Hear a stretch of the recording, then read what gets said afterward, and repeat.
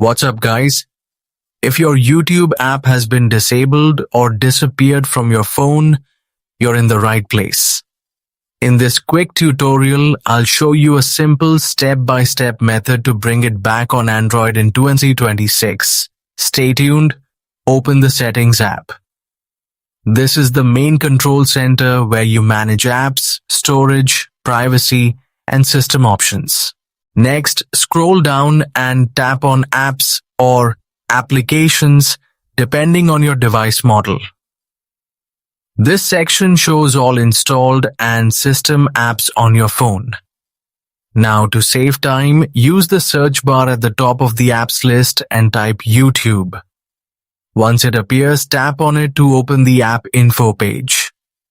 Here, you will see all details like permissions, storage, and usage. If the YouTube app is disabled, you will notice an Enable button instead of Uninstall or Disable. Sometimes the Enable button may be grayed out or missing due to system restrictions or updates. In that case, make sure your phone has the latest system update installed. You can also go to Storage and tap Clear Cache to refresh the app information. If it still doesn't work, restart your phone and check again in the Apps section.